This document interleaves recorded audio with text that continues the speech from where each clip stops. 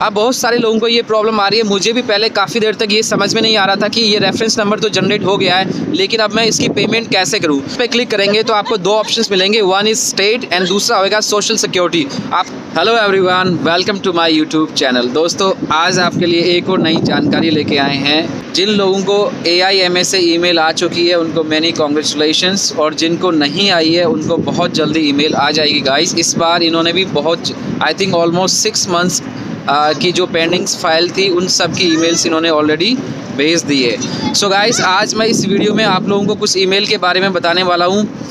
उस ईमेल की complete information आपको इसमें दूंगा और आपको ये बताऊंगा कि किस तरह से इसमें पेमेंट की जाती है और कैसे पासवर्ड को चेंज करना है, किस तरह से इसको आगे प्रोसेस करना है।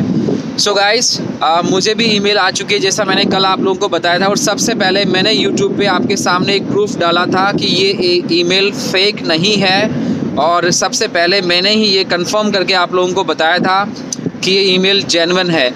आज आप लोगों ने देखा होगा कि AIMA से आईमा से एक और ईमेल आ गई है। उसमें आप लोगों को उन्होंने कंफर्म किया है कि गाइस ये ईमेल फेक नहीं है और आप लोग इसको प्रोसेस कर सकते हैं, और ये AIMA से ही ईमेल आई है।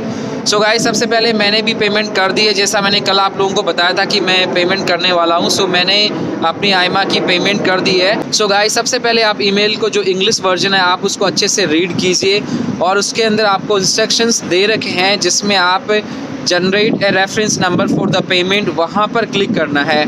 जब आप वहाँ पर क्लिक करते हैं तो आपको पासवर्ड आईमा की वेबसाइट पे वो लिंक आपको लेकर जाता है, और वहाँ पर आपको अपना पासवर्ड को चेंज करना है। वहाँ पर आप न्यू पासवर्ड और कंफर्म पासवर्ड करते हैं। उसके बाद में जब वहाँ पे क्लिक करते हैं तो आईमा से आपको एक और ईमेल आता है, वो एक OTP होता है। जैसे ही आप उस OTP को एंटर करते हैं आपका एक पेमेंट का पेज खुल जाता है आईमा की वेबसाइट पे। वहाँ पर आपके पास ऑप्शन आता है कि आप पेमेंट रेफरेंस नंबर जनरेट कीजिए, और सिंपल क्लिक में जब आप करते हैं तो आपका एक पेमेंट का रेफरेंस नंबर जनरेट हो जाता है। अब बहुत सारे लोगों को ये प्रॉब्लम आ रही है। मुझे भी पहले काफ़ी देर तक ये समझ में नहीं आ रहा था कि ये रेफरेंस नंबर तो जनरेट हो गया है, लेकिन अब मैं इसकी पेमेंट कैसे करूं। सो गाइस, पेमेंट करने का बहुत ही सिंपल तरीका है। आप अपनी बैंकिंग की ऐप में जाइए। जैसे मेरी बैंक है BPI, सो मैंने BPI की ऐप में लॉगिन किया।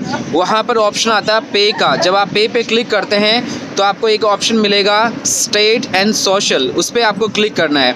जब आप इस पर क्लिक करेंगे तो आपको दो ऑप्शंस मिलेंगे, वन इज़ स्टेट एंड दूसरा होगा सोशल सिक्योरिटी। आपको स्टेट वाले पे ही रहना है। जब आप स्टेट पे क्लिक करते हैं तो वहाँ पर सिंपल आपको जो आपने रेफरेंस नंबर जनरेट किया है उस रेफरेंस नंबर को बहुत ही ध्यान से आपको लिखना है, और उसके बाद में अमाउंट डालना है आपको 397.90। आई थिंक आप डबल चेक कर सकते हैं, और हो सकता है ये कंट्री वाइज भी अलग हो, मुझे नहीं पता। सो मेरा अमाउंट था 397.90, वो मैंने जाके पे कर दिया है, और फिर आपको बैंक से एक रिसिप्ट आपकी ईमेल पर आ जाती है। सो वो आपका कन्फर्मेशन हो गया कि आपने आईमा को पेमेंट कर दी है। अब उन्होंने इस पेमेंट को करने के लिए आपको 10 वर्किंग डेज़ का टाइम दिया। इस पेमेंट को करने के लिए आप 10 वर्किंग डेज़ में ये पेमेंट कर सकते हैं। आफ्टर पेमेंट उन्होंने बोला है कि आपको 20 डेज़ के अंदर वो लोग अगला नोटिफिकेशन सेंड करेंगे, अगली ईमेल आपको भेजेंगे, जिसके अंदर क्या करना है आपको कि आपके डॉक्यूमेंट्स को आपको अपलोड करना है। जो आपके सारे डॉक्यूमेंट्स आपने फाइल लॉक के टाइम किए थे वही सारे डॉक्यूमेंट्स, या जो लिस्ट ऑफ डॉक्यूमेंट्स वो दे देंगे, वो सारे डॉक्यूमेंट्स आपको वहाँ पर अपडेट करना है। फिर वो उन डॉक्यूमेंट्स को वैलिडेट करेंगे, और आई थिंक उसके बाद में वो आप लोगों को फिंगरप्रिंट्स के लिए इनवाइट करेंगे। और इस तरह से इन्होंने प्रोसेस को फास्ट कर दिया है, क्योंकि पहले बहुत सारा टाइम लगता था। इस बार वो आपके डॉक्यूमेंट्स को पहले से ही वेरीफाई कर लेंगे, उनको पहले ही चेक कर लेंगे, और जब आपके फिंगर्स होंगे उसके बाद, तो आई होप कि वो इस बार इस कार्ड को भेजने में बहुत ही कम समय लेंगे। और इस तरह से ये इन्होंने आई थिंक जो पहला बैच है उन्होंने इसको ऑटोमेट करने का लिया, जिसमें हम सब लोगों का नंबर आया है।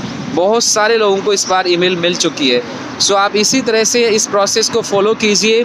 अगर आपको इससे रिगार्डिंग कोई भी क्वेश्चंस है, अगर आपको पेमेंट करनी नहीं आ रही है, या फिर और भी इसके अराउंड कोई भी क्वेश्चंस है, तो आप मुझे कमेंट बॉक्स में लिख सकते हैं। और जिसको ईमेल नहीं है, ये गाइस आपको चिंता करने की ज़रूरत नहीं है। हो सकता है अभी कुछ लोगों को ईमेल वो कुछ दिनों बाद में भेजेंगे। पिछली बार भी 6 मंथ्स की ईमेल आई थी, फिर भी वो धीरे धीरे लोगों को और भेज रहे थे। कभी कभार सिस्टम से भी लोगों को ईमेल जाने में टाइम लग जाता है। सो आप वेट कीजिए, बाकी बहुत सारे लोगों को जो चैलेंज आ रहा है वो पीसीसी में आ रहा है। मैं भी आज इंडियन एम्बेसी को विज़िट करने गया था, वाकई में वहाँ पर पीसीसी की डेट नहीं मिल रही है, लेकिन आपको जल्दी से पीसीसी की डेट लेनी है और पीसीसी अप्लाई करनी है। जिन लोगों को लग रहा है कि मेरा नंबर अभी जल्दी आ सकता है गाइस, जो एडवांस में ही पीसीसी को मंगवा के रखे, मैंने भी एडवांस में नहीं मंगवाई इसलिए मुझे भी प्रॉब्लम हो रही है, लेकिन मैं आप लोगों के लिए पीसीसी से रिलेटेड या ये प्रोसेस कैसे स्टेप बाय स्टेप आगे बढ़ता है मेरा, मैं इसकी सारी इन्फॉर्मेशन आपको इस चैनल पे देता रहूँगा। प्लीज़ आप इस चैनल को सब्सक्राइब करना और वीडियो को ज़रूर लाइक करना। गाइस आगे मिलेंगे आप लोगों से एक और नई जानकारी के साथ, तब तक के लिए नमस्ते फ्रॉम लिस्बन।